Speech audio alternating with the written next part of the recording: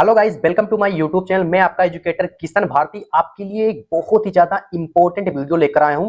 तो दोस्तों, आज की इस वीडियो में हम पढ़ेंगे संस्कृत दिग्दर्शिका का एक महत्वपूर्ण चैप्टर। कौन सा? सुभाष रत्नानी। दोस्तों, ये जो सुभाष रत्नानी चैप्टर है, इस चैप्टर से आज आपके 7 अंक पक्के होंगे। कितने अंक? 7 अंक आज की वीडियो में पक्के होंगे। दोस्तों, सबसे पहले जान लीजिए, जो सुभाष रत्नानी चैप्टर है, इस चैप्टर में टोटल जो है आपके श्लोक हैं। आपकी परीक्षा में 2 श्लोक पूछे जाते हैं, जिसमें से एक श्लोक आपको लिखना होता है। तो दोस्तों, आज की वीडियो में इस चैप्टर के जितने भी सारे इंपॉर्टेंट श्लोक हैं जो पेपर में आने वाले हैं, जिनकी संभावना है, तो दोस्तों वो सारे श्लोक आज की इस वीडियो में हम कवर कराएंगे। तो चलिए दोस्तों, वीडियो को शुरू करता हूं। दोस्तों, मैं पहले आपको ये बता दूं कि जो 7 अंक होते हैं वो आपको कैसे मिलते हैं। तो देखिए, 2 नंबर जो है आपको संदर्भ लिखने के मिलते हैं। किसके? संदर्भ लिखने के आपको 2 नंबर दिए जाएंगे, और अनुवाद करने के आपको 5 अंक दिए जाएंगे। तो टोटल जो है आपका, यानी 2 प्लस जो 5, आपका कितना होता है? 7। तो आपको 7 नंबर दिए जाते हैं। तो दोस्तों, मैं आपको संदर्भ लिखना बताऊंगा और सभी जितने श्लोक हैं उनका हिंदी अनुवाद कॉपी पर लिखकर बताऊंगा। तो चलिए दोस्तों, वीडियो को शुरू करते हैं। वीडियो बहुत ही ज्यादा खास होने वाला है। तो दोस्तों, वीडियो को आप लाइक कर दीजिए, और हाँ, नए हो तो चैनल को सब्सक्राइब जरूर कर लीजिए इसी तरह की इंपॉर्टेंट वीडियो देखने के लिए। तो चलिए वीडियो को शुरू करता हूं। देखिए, यहां पर हमारा पहला श्लोक क्या है? पहला श्लोक के लिए हम पढ़ेंगे, भाषासु मुख्या मधुरा दिव्य गीर्वाण भारती तस्य ही मधुरम काव्यम तस्मादापि सुभाषितम। देखिए, श्लोक क्या है, सभी का आप अर्थ समझिए। जितने भी शब्द है सभी का अर्थ समझ लीजिए। देखिए, भाषासु का अर्थ क्या होता है? तो भाषासु का अर्थ होता है भाषाओं में। भाषासु का अर्थ होता है भाषाओं में। मुख्या, मुख्या का अर्थ होता है मुख्य। ठीक। मधुरा, मधुरा का अर्थ होता है मीठी, मधुर। ठीक। दिव्य का अर्थ होता है अलौकिक। क्या होता है? अलौकिक। और यहाँ पर गीर्वाण का अर्थ होता है, इतने का अर्थ समझिए, गीर्वाण का अर्थ होता है देव। क्या होता है? देव। ठीक। और जो भारती शब्द है, भारती शब्द का अर्थ होता है वाणी होता है। तो क्या है? गीर्वाण भारती का अर्थ होता है देववाणी। और देववाणी कौन से देवताओं की जो वाणी है वो कौन सी है? वो है संस्कृत। ठीक। तो जो भाषाओं में मुख्य है कौन है? संस्कृत। भाषाओं में मुख्य संस्कृत। और मधुर, भाषाओं में मुख्य संस्कृत है और वह मधुर है, दिव्य है। ठीक। चलिए उसके आगे देखेंगे, तस्य ही मधुरा, और उससे उससे भी मधुर। क्या है उसके? उससे ही मधुर उसके काव्य हैं। तस्मादापि सुभाषितम, और उस जो काव्य है उस काव्य से भी मधुर उसके जो सुंदर वचन है। तो आई होप इसका अर्थ आपको समझ में आया होगा। अब चलिए, इस अर्थ को आपको कॉपी पे कैसे लिखना है, चलिए वो आप देख लीजिए। हमने अर्थ को भी लिखा है, इसका जो अनुवाद है इसके अनुवाद को भी हमने यहाँ पर लिखा है। चलिए अनुवाद देखिए, यहाँ पर आप अनुवाद हेडिंग डालेंगे और फिर आपको इस तरह अनुवाद करना। देखिए, भाषाओं में संस्कृत सबसे प्रधान है और अलौकिक है, और उससे, यहाँ पर देखिए अधिक है, यहाँ पर अधिक हो गया, एक शब्द छूट गया था। और उससे अधिक मधुर उसका काव्य है, और उस काव्य से अधिक मधुर उसके सुंदर वचन है। तो दोस्तों, कुछ आपको इस तरह से आपको लिखना है। देखिए, आपको हमने संदर्भ लिखना भूल गए हैं बताना, तो चलिए आपको संदर्भ बताते हैं। देखिए, आपको पहले संदर्भ कैसे लिखना। देखिए, यहाँ पर आपको संदर्भ लिखना, क्यों? संदर्भ के आपको 2 अंक दिए जाएंगे। ठीक। तो संदर्भ आपको कैसे लिखना? संदर्भ लिखना है, प्रस्तुत श्लोक हमारी पाठ्य पुस्तक के संस्कृत खंड, संस्कृत आप खंड लिखिए या फिर भाग लिखिए, दोनों बात एक ही, भाग में संकलित सुभाष रत्नानी नामक पाठ से अवतरित है। ठीक। अब इसके जो लेखक होते हैं, इसके रचयिता होते हैं, इसमें रचयिता लेखक नहीं होते हैं, उसको लेखक और रचयिता का नाम नहीं लिखना है। ध्यान दीजिए, जो आप यहाँ संस्कृत खंड लिखेंगे, संस्कृत भाग लिखेंगे, उसको ब्लैक पेन से और उसके नीचे अंडरलाइन कर देंगे, और जो चैप्टर का नाम होगा उसे भी ब्लैक पेन से अंडरलाइन कर देंगे और ब्लैक पेन से ही लिखेंगे। तो इस जो आप संदर्भ लिखेंगे इसके लिए आपको 2 अंक दिए जाएंगे। ठीक। और उसके बाद जो आप ये व्याख्या करेंगे, यानी इसका जो अनुवाद करेंगे, अनुवाद के लिए आपको यहाँ पर 5 अंक दिया जाएगा। कितने अंक? 5 अंक आपको अनुवाद के लिए दिया जाएगा। तो टोटल आपका कितना हो गया? टोटल आपका 7 अंक हो जाएगा। ठीक। चलिए, अब उसके बाद आपका दूसरा श्लोक देख लेते हैं। दूसरा श्लोक क्या है, चलिए वो देखते हैं। दूसरा है, सुखार्थिना कुतो विद्यार्थिनम सुखम, सुखार्थिना वात जयद विद्या, विद्यार्थिनम वात जयद सुखम। देखिए, श्लोक का अर्थ क्या है बोलिए। सुखार्थिना यानी सुख चाहने वाला, आर्थिक अर्थ क्या होता है? चाहने वाला, सुख चाहने वाला। कुतो, कुतो का अर्थ होता है कहां। विद्या का अर्थ होता है विद्या यानी ज्ञान। कुतो, कुतो का अर्थ होता है कहां। और क्या है विद्यार्थिना, विद्यार्थिना क्या का अर्थ क्या होता है, विद्या को चाहने वाला, यानी विद्या की इच्छा करने वाला, विद्या की कामना करने वाला, कौन, विद्यार्थी। ठीक। सुखम, सुखम का अर्थ होता है सुख, तो सुख चाहने वाले को विद्या कहाँ और विद्या चाहने वाले को सुख कहाँ, सुखार्थिना वात जयत, सुख चाहने वाले को विद्या की प्राप्ति की इच्छा त्याग देनी चाहिए, और विद्यार्थी वात जयत सुखम, और विद्यार्थी को सुख की इच्छा करना छोड़ देनी चाहिए। चलिए इसका अनुवाद क्या है, अनुवाद आप देखिए, अनुवाद हमने किस प्रकार से किया है उसमें आपको पूरा क्लियर समझ में आएगा। चलिए इसका अनुवाद देखिए यहाँ पर, सुख चाहने वाले को विद्या कहाँ और विद्या चाहने वाले को सुख कहाँ, इसलिए सुख की इच्छा चाहने वाले को विद्या प्राप्ति, विद्या प्राप्ति यहाँ पर होगा, विद्या पाने की इच्छा छोड़ देनी चाहिए, अथवा विद्या चाहने वाले को सुख की इच्छा छोड़ देनी चाहिए। ठीक, तो ये इसका अर्थ हो गया, यानी इसका ये अनुवाद होगा। इसी प्रकार से आपको लिखना है बोर्ड परीक्षा में कि सुख चाहने वाले को विद्या कहाँ और विद्या चाहने वाले को सुख कहाँ, इसलिए सुख की इच्छा चाहने वाले को विद्या प्राप्त करना छोड़ देना चाहिए और विद्या प्राप्त करने वाले को सुख की इच्छा छोड़ देनी चाहिए। तो ये इसका अर्थ रहा। ठीक, चलिए अब इसके बाद आपका तीसरा कौन सा है, तीसरा चलिए अब श्लोक आपका हम पढ़ते हैं तीसरा। चलिए इसके बाद तीसरा अपना हम श्लोक देखेंगे। तीसरा श्लोक हमारा क्या है, काव्य सात विनोदेन कालो गच्छत धीमताम व्यसनेन चा मूर्खाणाम निंद्रा कलहेन वा। चलिए इसका अर्थ देखिए क्या है, इस श्लोक का अर्थ क्या है वो आप पहले समझ लीजिए। श्लोक का अर्थ काव्य सात विनोदेन, विनोदेन का अर्थ क्या होता है, तो विनोदेन का अर्थ होता है मनोरंजन या आनंद।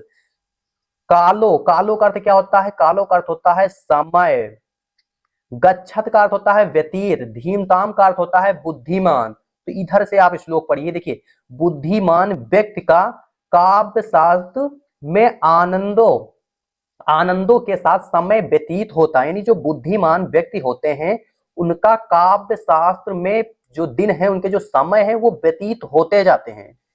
चलिए इस नेक्स्ट लाइन क्या है, इसका मतलब देखिए व्यसनेन चा मूर्खाणाम निंद्रा कलहेन हुआ, और व्यसनेन का अर्थ होता है बुरी आदतें यानी नशीली आदतें। ठीक, चा मूर्खाणाम और मूर्ख, देखिए इसका अर्थ अब इधर से देखिए, जो बुद्धिमान व्यक्ति होते हैं उनका जो समय है काव्य शास्त्र के विनोद में व्यतीत होता है, और जो मूर्ख व्यक्ति होते हैं, मूर्ख व्यक्ति जो होते हैं उनका जो समय होता है व्यसनेन यानी बुरी आदतों में व्यतीत होता है, और निंद्रा, निंद्रा यानी सोने में व्यतीत होता है, और कलहेन वा यानी कलहेन का अर्थ क्या होता है, लड़ाई झगड़ा।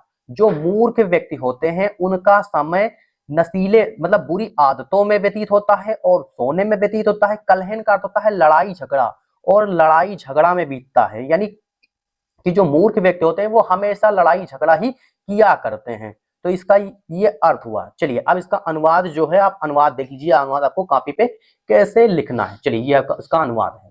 चलिए तो अनुवाद में क्या लिखेंगे, बुद्धिमानों का समय काव्य और काव्य शास्त्रों के विनोद यानी आनंद में व्यतीत होता, यहाँ होता लिख दीजिए, होता है, और मूर्खों का समय बुरे शौकों में, सोने में या लड़ाई झगड़ा में व्यतीत होता है।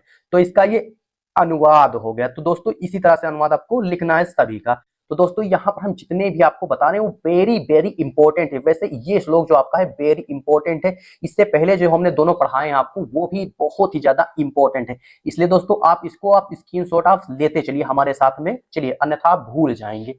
चलिए अब इसके बाद अपना हम चौथा श्लोक देखेंगे। हमारा चौथा श्लोक क्या है वो देखते हैं। देखिए चौथा श्लोक ये रहा आपके सामने। चौथा श्लोक जो है आपका वेरी वेरी इंपॉर्टेंट, आपका लीजिए, बहुत ही ज्यादा इंपॉर्टेंट है।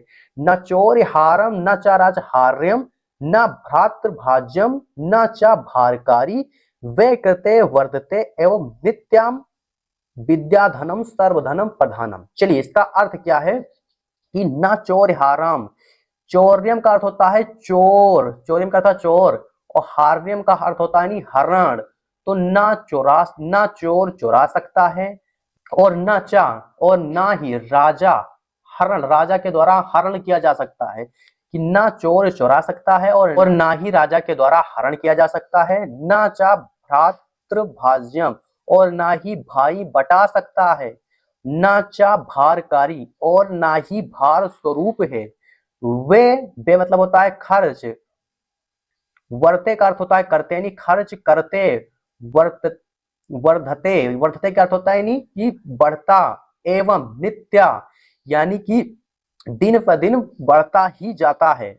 विद्या धनम सर्वधनम प्रधानम, और जो विद्या धन है सभी धनों में श्रेष्ठ है, सभी धनों में प्रधान है।